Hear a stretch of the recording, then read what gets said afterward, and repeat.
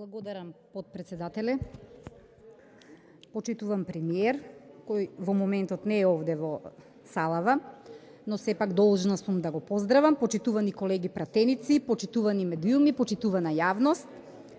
Дозволете ми на самиот почеток моево денешно обраќање јавно да честитам на премиерот Димитар Ковачевски и на сите избрани министри, прво затоа што како пратеничка немав можност за време на избор на влада да бидам присутна и да го дадам мојот глас, нормално од оправдани причини, поради здравствени проблеми, но и тогаш и сега верував во изборот на министрите, кои по само неколку недели веќе од нивното делување покажуваат солидни резултати и реализирање на зацртаните програмски определби. Исто така сакам да истакнам мое позитивно видување околу програмата на владата, која што беше понудена и која што во наредниот период верувам дека во силен процент ќе биде реализирана. За да бидат целите постигнати и да имаме видливи резултати пред граѓаните, на премиерот, на сите министри потребни им се силни тимови. Потребна е слобода во формирање на силни експертски тимови за имплементација на мерките кои што се дел од владината програма. Исто така, професионалните перформанси се важен инпут и верба дека работите се движат во правилна насока.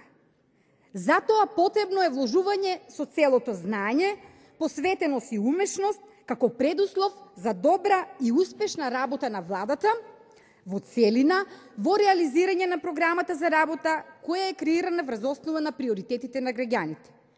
Од овие причини, убедена сум дека во дел од министерствата, токму од овие причини, остануваат и истите кандидати за заменици министри на предлог на председателот на владата, зашто лично верувам дека соработката треба и ќе продолжи со нив уште поинтензивно, посилно и со резултати кои што се веќе очекувани и реални. Пред премиерот, пред целата влада, заедно со министрите и нивните заменици, пред нас, пратениците, предстојат тешки задачи, големи обврски, уште поголеми очекувања од граѓаните. Морам час поскоро и сите ние да станеме уште пооперативни, попрактични, подостапни, функционални и извршни во барањата и предизвиците со кои што се соочуваме секојдневно пред граѓаните. Се уште се соочуваме со пандемија предизвикана од ковид и здравствена криза. Имаме актуелна енергетска и економска криза.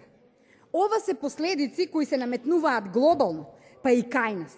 Разликата е што во светот и во окружувањето овие кризи се менаџираат свесно, совесно, посветено од сите политички структури без оглед на тоа дали припаѓаат на власт и опозиција. Но, почитувани колеги пратеници, со жалење морам да констатирам дека ситуацијата кај нас не е таква.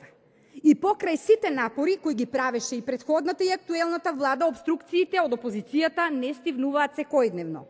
И наместо да сме посветени на носење на решенија и закони со кои ќе можеме да помогнеме, а не да одмогнеме, ние главиме во лавиринти од кои штетата е на грбот на граѓаните. Вештачки се предизвикува и се создава тензична и кризна состојба. Се создава лажна слика и перцепција во јавноста. Се врши дефокузирање од битните теми кои допираат до секојдневниот живот на граѓанинот.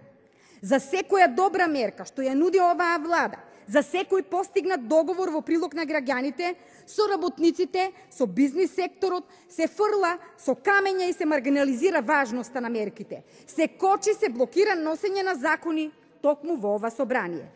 Затоа, почитуваните кандидати за заменици министри, почитуваниот премиер Ковачевски, треба да продолжат и да покажат заедно ние да покажеме дека знаеме и можеме ветеното во програмата да стане реалност. И дека зборот е збор, покажуваме и покажува владата со само неколку недели од ова постоење. Затоа честитам за постигнатиот договор, затоа што 80.000 граѓани, наши сограѓани работници, од 1. април ќе земаат мартовска плата од најмалку 18.000 денари или во просек за 45 евра повеќе. Со минималната плата на висина од 18.000 денари за само 4,5 години и имаме двојно покачување на минималната плата од она во 2016 година. Со 38 милиони евра владата ги поддржува граѓаните преку субвенционирање на набавките на електричната енергија и со тоа спречува ценовен шок. Денес 650.000 граѓани плаќаат речиси иста цена на струјата, а поскапувањата на струјата ги превзема државата. Ова е одговорно владење, но и навремено одговарање на кризата и последиците од неа. Наспроти одговорна и посветена влада, целата политика на опозицијата се состои во тоа да ги блокира активностите на владата и собранието, да шири дезинформации, да бара предвремени избори. Немаат ниту еден предлог, ниту една идеја, ниту една иницијатива во однос на енергетската криза, пандемијата, европските индекации. Но има нешто друго. Има реална нервоза кај опозицијата поради разочарувачката слаба работа на нивните градоначалници, кои реално ништо не превземаа, освен да принудуваат директори на јавни установи на оставки, на бркање на работници кои се борат за својата екзистенција и екзистенција на своите семејства, за да на нивни мести здомат партијски послушници.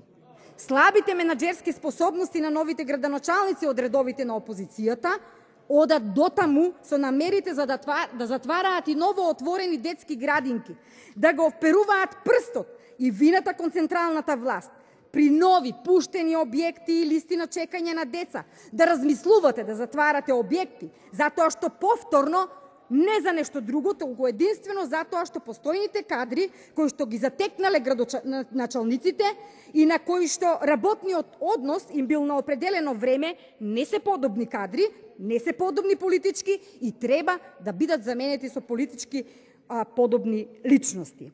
И има непочитување и на договори, има непринципиелност и непрофесионалност и кон владините институции, но и кон меѓународни организации и фондови со кои долги години општините граделе партнерски однос. Реализирале проекти, се обврзале на договори, а за жал овие договори остануваат неиспочитувани. Затоа апелирам до централната власт, до премиерот, до новите заменици министри, до министрите и сите кои што можат да вршат контролна улога во делот на практицирањето на локалната власт, тоа да го направат час поскоро и да ги превземат работите во своји раце, се со цел да имаме успешни општини кои што навистина ќе покажат резултати и дела, наместо чисто политички флоскули и практицирање на политичка моќ. Малку да кажам и во делот на персоналните решенија. Во однос на замениците министри. Нема да должам во однос на оние кои што беа досега, бидејќи самиот факт со тоа што има резултати во одделните министерства, покажува дека овие луѓе треба да продолжат со своето работење и дека треба да им веруваме, да бидеме поддршка со нив и да остваруваме нови заеднички успеси и резултати.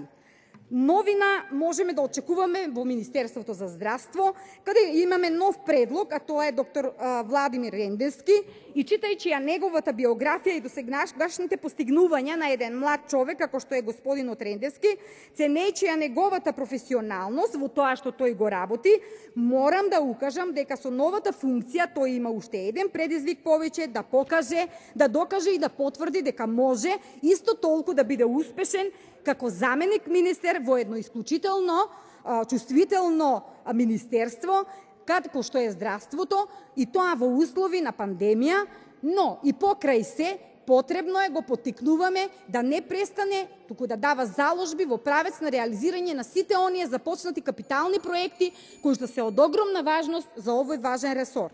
Исто така за заменик министерот за финансии Филип Николовски, јас не го познавам, меѓутоа верувам во предлогот на премиерот, кој што препознал личност кој е независен финансиски аналитичар и инвестиционен советник. Верувам дека тој ќе умее успешно со своето знаење да придонесува така како што тоа успешно го правел во неговото досегашно работење. неговите резултати ќе ги цениме по однос на тоа колку државата успешно успева да ги наплаќа приходите, навремено да ги плаќа расходите, во постигнување во фискална консолидација и во справување со другите обврски на државата. Исто така верувам и во Министерството за надворешни работи, во заменик министерката предложена и во сите останати нови кандидати. Како човек кој што доаѓа од земјоделски крај, исто така и покрај тоа што беа укажани неколку напади врз заменик министерот дека не соодветствува со своето професионална наобразба, сметам дека работата во едно министерство е тимска работа и ние кон овој заменик министерот најавуваме дека ќе имаме интензивна соработка од аспект во интерес на граѓаните и во интерес на реализирање на програмските определби кои што се дел од програмата за поддршка на земјоделците. Благодарам.